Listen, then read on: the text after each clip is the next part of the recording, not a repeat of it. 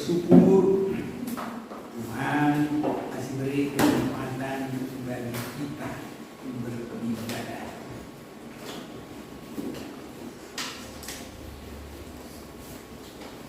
Mari kita membaca firman Tuhan.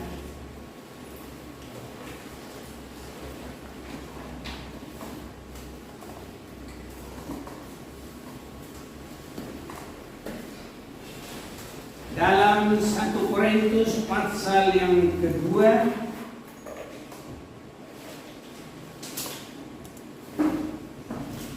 pasal yang ketiga ya. 1 Korintus pasal 3 ayat 2 dengan 3. 1 Korintus pasal 3 ayat 2 dengan 3. Saya bacakan bagi kita. Susulah yang kuberikan kepadamu bukanlah makanan keras, sebab kamu belum dapat menerimanya. Dan sekarang pun kamu belum dapat menerimanya, karena kamu masih manusia duniawi. Dan jika di antara kamu ada iri hati dan perselisihan, bukankah hal itu menunjukkan bahwa kamu manusia duniawi dan bahwa kamu hidup secara manusiawi? Saudara-saudaraku, dalam kekristenan kita itu bukan hanya anggota di dalam satu gereja, organisasi keagamaan, tapi adalah benar-benar mengikut Tuhan di jalan yang Tuhan tentukan. Rasul Paulus mengajar kepada jemaat di Korintus bagaimana perjalanan rohani itu. Dia sebut manusia duniawi dan disebut juga manusia rohani. Kepada jemaat di Korintus itu disampaikan, di mana jemaat di Korintus ini adalah jemaat yang dipersiapkan menyongsong Tuhan, dan disebut bahwa kita tidak harus melalui kematian. 1 Korintus 15 ayat yang ke-51. Sesungguhnya aku menyatakan kepadamu suatu rahasia, kita tidak akan mati semuanya, tapi kita semua akan diubah. Biasanya dalam pengertian kekristenan, kalau mereka tidak sungguh-sungguh memperhatikan firman, mereka meyakini semua harus mati. Tapi kalau kita lihat dalam perjalanan umat Tuhan yang sesungguhnya, ada yang mati, tapi ada juga yang tidak mati sampai kepada kedatangan Tuhan. Satu, yang mati ada di dalam dua bagian kebangkitan. Kebangkitan pertama, kebangkitan orang benar, untuk nanti pada hari yang terakhir mereka yang mati dalam Tuhan dibangkitkan. Dan kita yang masih hidup, bila kita masuk dalam puncak perjalanan rohani yang benar, itu kita diubah. Nah, inilah saudara-saudaraku, penting kita harus mengerti di dalam suratan 1 Tesalonika pasal 4 mulai 15, ini kami katakan kepadamu dengan firman Tuhan. Kita yang hidup, yang masih tinggal sampai kedatangan Tuhan, sekali-kali tidak akan mendahului mereka yang telah meninggal. Sebab pada waktu tanda diberi, yaitu pada waktu penghulu malaikat berseru dan sangkakala Allah berbunyi, maka Tuhan sendiri akan turun dari surga, dan mereka yang mati dalam Kristus akan lebih dahulu bangkit. Sesudah itu kita yang hidup, yang masih tinggal, akan diangkat bersama-sama dengan mereka dalam awan menyongsong Tuhan di angkasa atau di udara. Demikianlah kita akan selama-lamanya bersama-sama dengan Tuhan. Jadi dua bagian orang yang mati dalam kebangkitan yang pertama, untuk bersama nanti orang yang masih hidup diubah, yang mati dibangkitkan, yang hidup diubah. Tetapi yang mati yang lain itu kebangkitannya nanti sesudah kerajaan 1000 tahun, dan mereka akan melawan Tuhan. Malah mereka, tentara iblis, melawan Tuhan. Ini akan dihukum bersama iblis di neraka kekal selama-lamanya. Itu sebabnya saudara-saudaraku, kita harus mengerti perjalanan rohani,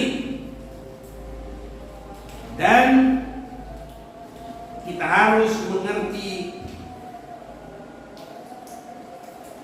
bagaimana kerohanian secara lengkap, secara utuh. Rasul Paulus menunjukkan perjalanan rohani itu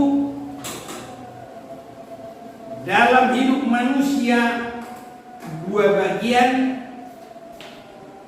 Satu tingkat kerohanian anak-anak, dan satu bagian lagi adalah kerohanian yang dewasa. Saya baca itu di ayat yang pertama, 1 Korintus 3 tadi. Dan aku, saudara-saudara, pada waktu itu tidak dapat berbicara dengan kamu seperti dengan manusia rohani, tapi hanya dengan manusia duniawi yang belum dewasa dalam Kristus. Nah, jadi harus satu tingkat lahir baru satu tingkat lagi dewasa di dalam Kristus. Saudara-saudaraku, kalau kita sudah jadi orang Kristen, sudah di dalam gereja, maka kita tidak boleh terus manusia duniawi ataupun kanak-kanak rohani, tapi harus sampai meningkat kepada kedewasaan Kristus. Manusia, anak-anak atau rohani anak-anak dilahirkan baru dan mendapat keselamatan. Itu semua adalah kasih karunia. Itu semua adalah kemurahan Tuhan. Tidak ada perbuatan kita. Karena tidak ada orang selamat dari perbuatannya. Tapi orang selamat karena kemurahan Tuhan. Efesus pasal 2 ayat 8. Sebab karena kasih karunia kamu diselamatkan oleh iman. Itu bukan hasil usahamu, tapi pemberian Allah. Itu bukan hasil pekerjaanmu. Jangan ada orang yang memegahkan diri. Jadi ini kasih karunia. Orang terlalu senang cukup dalam kasih karunia. Semua sepanjang hidupnya dibawa dalam kasih karunia, berpatokan hanya di situ, dan pondasinya hanya di situ. Itulah yang disebutkan oleh Rasul Paulus, hanya anak-anak rohani.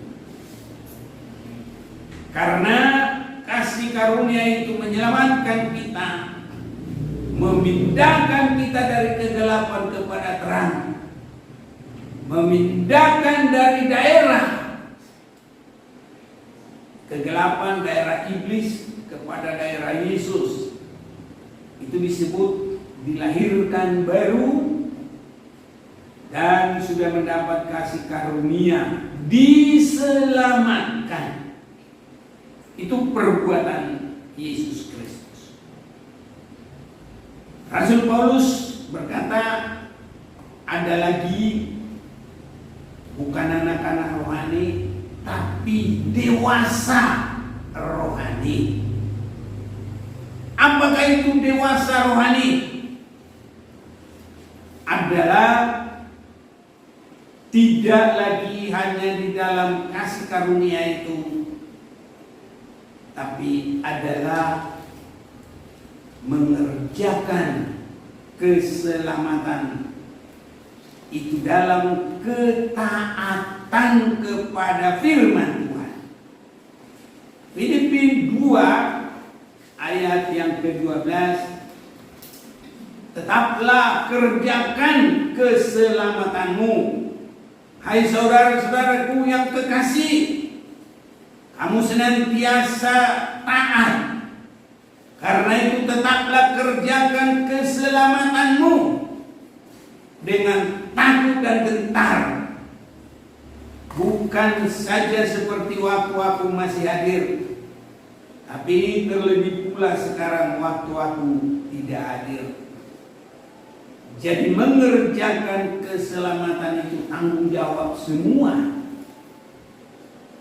dan itu adalah di dalam ketaatan kita, baik taat dalam penggembalaan, menerima firman yang terus meningkatkan, menerima firman yang selalu membaharui, menerima firman yang selalu menyucikan.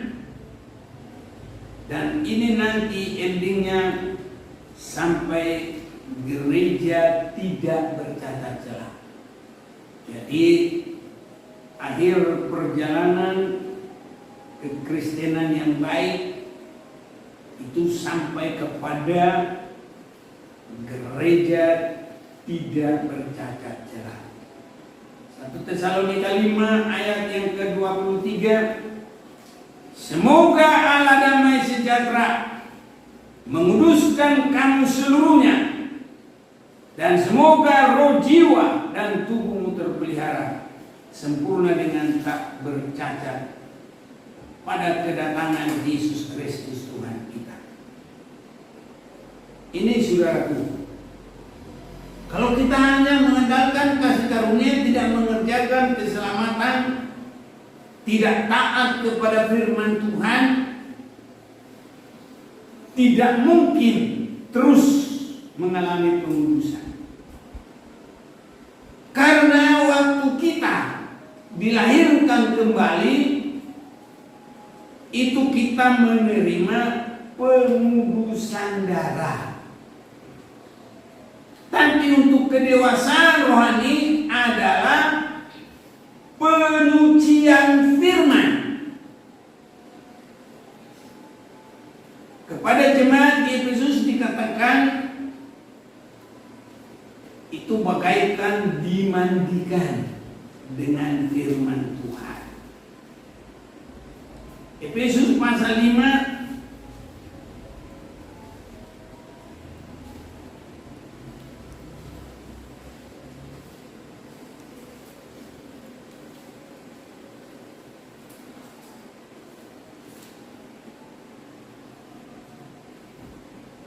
mulai ayat yang ke-26. Untuk menguduskannya sesudah ia menyucikannya dengan memandikannya dengan air dan firman, supaya dengan demikian ia menempatkan jemaat di hadapan dirinya dengan cemerlang, tanpa cacat atau kerut atau yang serupa itu, tapi supaya jemaat kudus dan tidak bercela. Darah Yesus menyucikan kita dari semua dosa kita. Tapi penyucian firman untuk membawa kita melangkah tidak akan salah lagi. Nah, disinilah kita semua sedang berjuang, dan masing-masing berjuang. Kita hanya saling mendoakan. Dalam hal ini semuanya kita berjuang.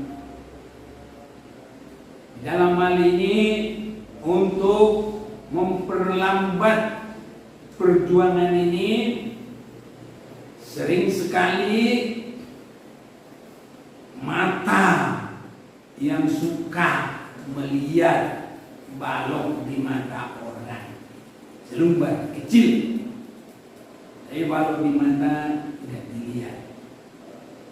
Sering kali sibuk menghakimi orang lain, sering sekali sibuk memvonis orang lain, sering kali sibuk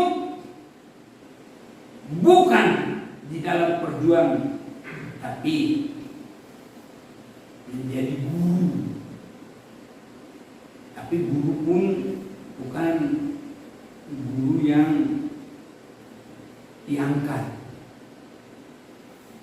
Ini bukan guru, tapi menggurui. Ini yang banyak kita sudah dengar itu semuanya.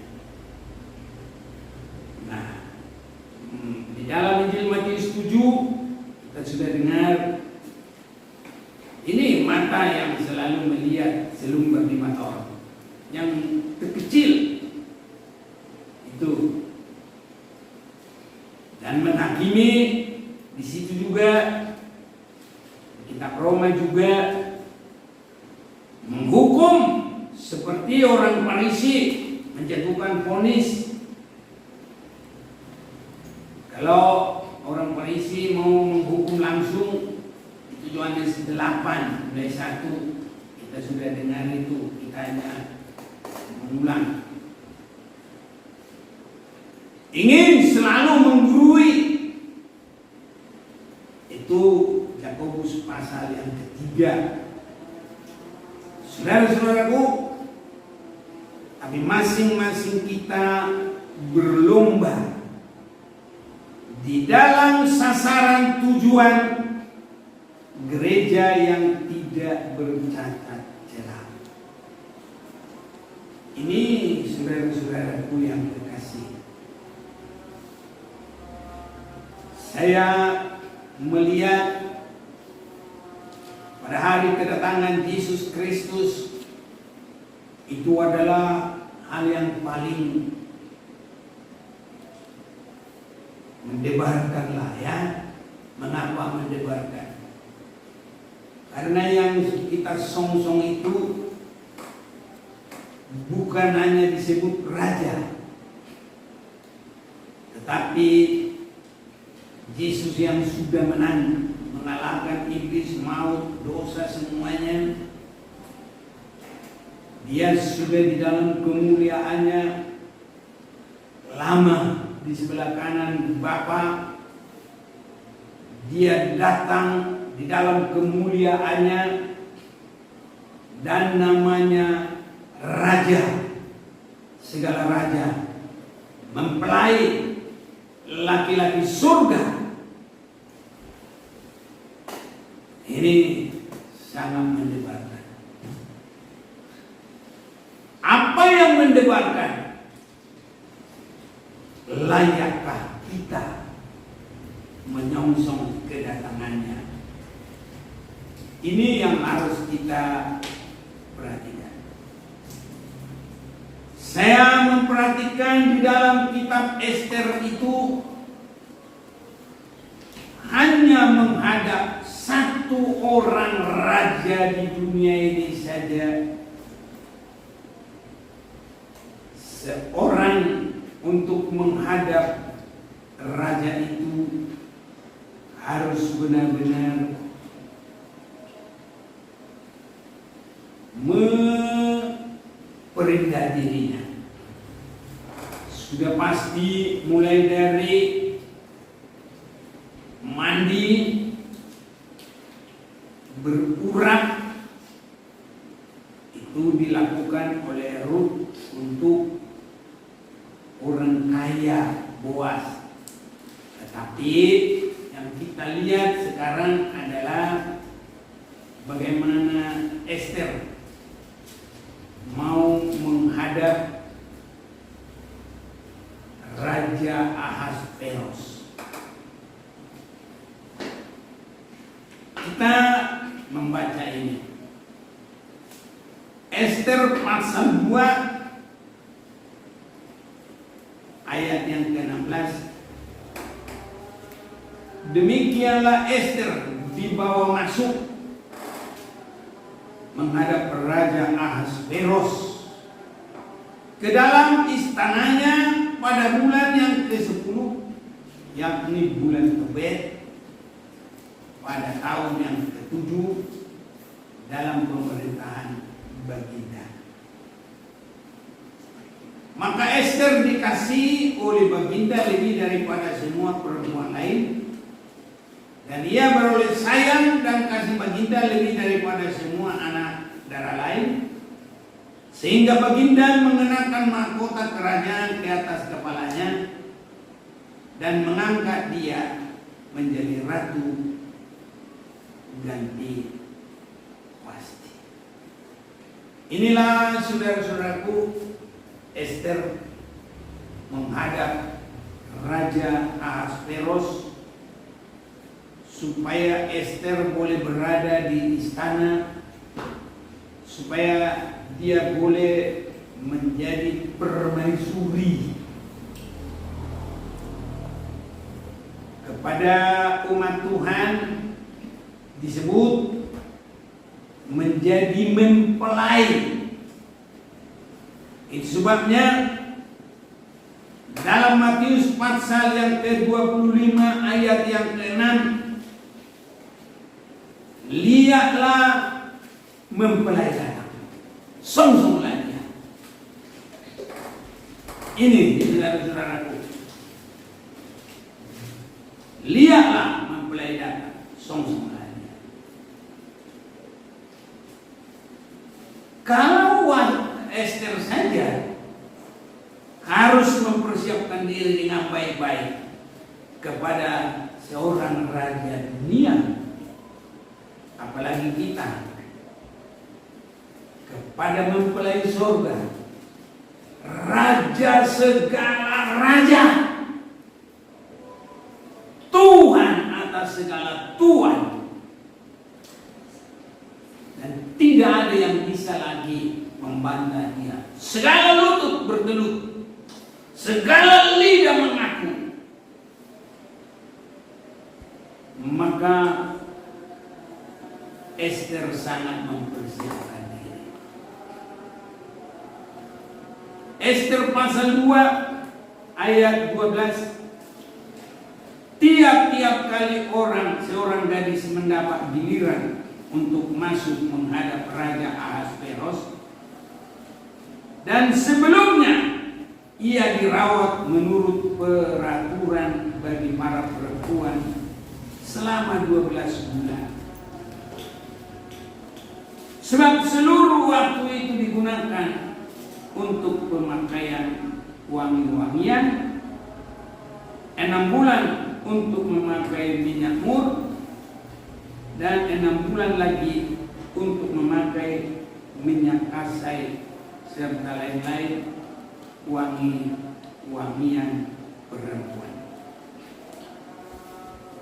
Saudaraku, minyak mur sangat harum, tapi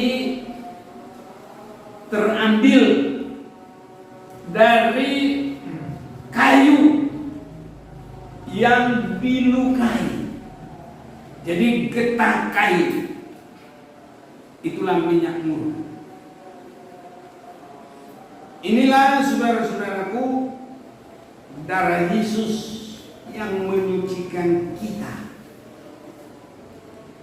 Nah, wangi-wangian adalah bagaimana pengiringan kita, penyerahan kita di dalam ketaatan kita kepada segala firman Tuhan.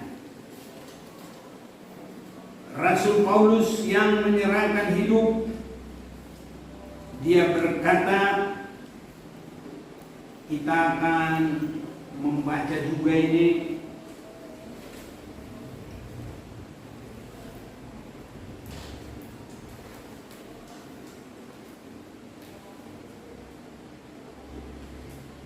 di dalam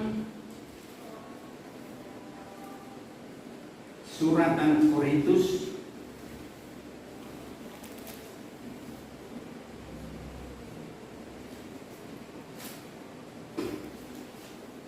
bahwa kehidupan kekristenan yang berkenan kepada Tuhan, di dalam ketaatannya kepada Tuhan, itu disebut berbau harum. Kita baca dulu di dalam 2 Korintus pasal 2.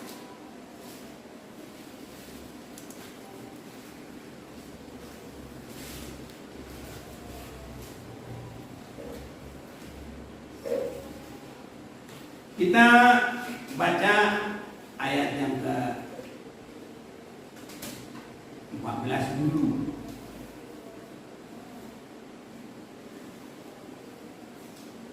Tetapi syukur bagi Allah yang dalam Kristus selalu membawa kami di jalan kemenangannya. Jadi selalu taat, saudaraku. Dengan perantaraan kami, Ia menyebarkan keharuman pengenalan akan Dia di mana-mana.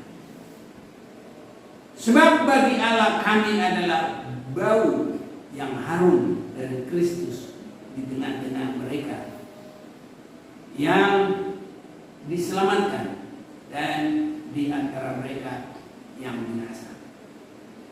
Ini mengerjakan keselamatan dan ketaatan kita kepada firman dan penyerahan kita di dalam perbuatan melakukan firman. Pelayanan kita ini membawa kita berbau harum. Bahkan bila kita harus mengalami penderitaan karena itu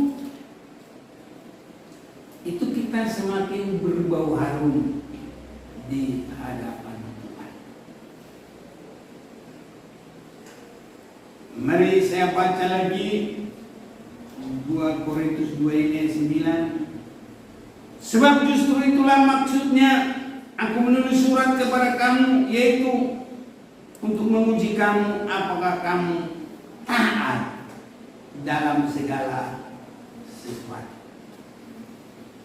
Ini kita harus sampai memiliki ketaatan dalam penggembalaan, dalam firman. Sama dengan Esther, supaya dia bisa berbau harum, itu benar-benar harus ada ketaatan. Tidak boleh sedikit pun ada kekerasan, ada perlawanan, sehingga sampai benar-benar menjadikan berbau harum. Apakah yang berbau harum di dalam kehidupan kita? Inilah pergumulan kita masing-masing. Kiranya Tuhan semakin menolong kita dalam kemenangan, dalam pergumulan kita. Saudara-saudaraku, sering sekali keinginan daging itu di dalam kehidupan kita adalah sesuatu hal yang sangat menjadikan kehilangan bau harum di hadapan Tuhan. Ini saudara-saudaraku, itu sebabnya Rasul Paulus begitu bergumul supaya semuanya itu boleh teratasi, sehingga dia hanya taat dan hanya melakukan kehendak Tuhan. Semua kita harus bergumul di dalam hal itu, saudara-saudaraku, biar kita berkemenangan juga. Rasul Paulus juga berkata dalam 2 Korintus pasal 4 ayat 10, kami senantiasa membawa kematian Yesus dalam tubuh kami, supaya kehidupan Yesus juga menjadi nyata di dalam tubuh kami. Ini saudara-saudaraku, tidak lagi ada keinginan-keinginan, tapi yang ada justru kita melihat tabiat karakter Yesus. Kita sudah mendengar tidak melihat selumbar di mata orang, itu adalah karakter Yesus, bahwa hanya dia melihat untuk menolong, untuk menjadi tebusan, tidak menghukum. Saudara-saudaraku, kita sudah mendengar juga tidak menjatuhkan vonis, tidak menghakimi, tidak menggurui. Itulah kematian Kristus. Ketaatan dalam penurutan sampai kepada nafas yang terakhir, sampai kepada kematian darah yang terakhir bagi Kristus. Saudara-saudaraku, biar Tuhan tolong kita untuk menjadi pelaku firman, penurut firman. Itu sebabnya untuk kita bisa bersama dengan Kristus itu bukan nanti diambil berapa kita terima berkat, berapa kita terima pertolongan, berapa kita terima anugerah. Tapi kalau kita bersama Dia dalam kematian, kita akan sama dalam kebangkitannya, dan kita akan sama bersama Dia kekal selama-lamanya. Ini saudara-saudaraku, itu sebabnya Rasul Paulus selalu berusaha. Malah dia berkata, yang kukehendaki adalah supaya sama dengan kematiannya. Semua apa yang merupakan tadinya dianggap keuntungan, dianggap rugi. Saudara-saudaraku, apa yang kita boleh perhatikan di sini, supaya tidak ada yang menghalangi kita dalam ketaatan. Harus ke sana nanti akhirnya. Sehingga seperti Ester, ketaatannya membuahkan keindahan, keharuman, dia terpilih. Nanti pada hari kedatangan Yesus yang kedua, di situ pemilihan untuk menjadi mempelai. Jadi pertama kita dipilih di dalam Yesus mendapat keselamatan, itu dalam Efesus. Tapi kedua kita dipilih menjadi mempelai, itu seperti dalam Matius pasal 25. Yang bodoh ditinggal, tapi yang pintar itu boleh masuk dalam pesta nikah. Itu sebabnya kiranya Tuhan semakin menolong kita, saudara-saudaraku, semakin tekun, semakin setia, ya, sehingga kita bukan lagi kanak-kanak rohani. Kanak-kanak rohani dia hanya kalau ada pertolongan, kalau ada mujizat, ya, kalau ada ya tanda-tanda ajaib, itu aja menggairahkan. Tapi gairah kita adalah biar kita berbau harum di dalam Kristus. Harus terus-menerus mengalami penyucian darah, dan harus terus-menerus mengalami penyucian firman dalam ketaatan, sampai kita tidak bercacat celah. Dan kalau kita ada penyerahan sampai berbuat dan menyenangkan Dia dan melayani Dia, itu berbau harum, saudara, di hadapan Tuhan. Dan kita boleh menjadi mempelainya Tuhan. Biarlah Tuhan tolong kita, dan kita berdoa terus biar Tuhan membawa kita dalam pengertian yang dalam, sampai kita boleh masuk dalam kedewasaan rohani gereja yang tidak tercatat. Mari kita mau datang kepada Tuhan.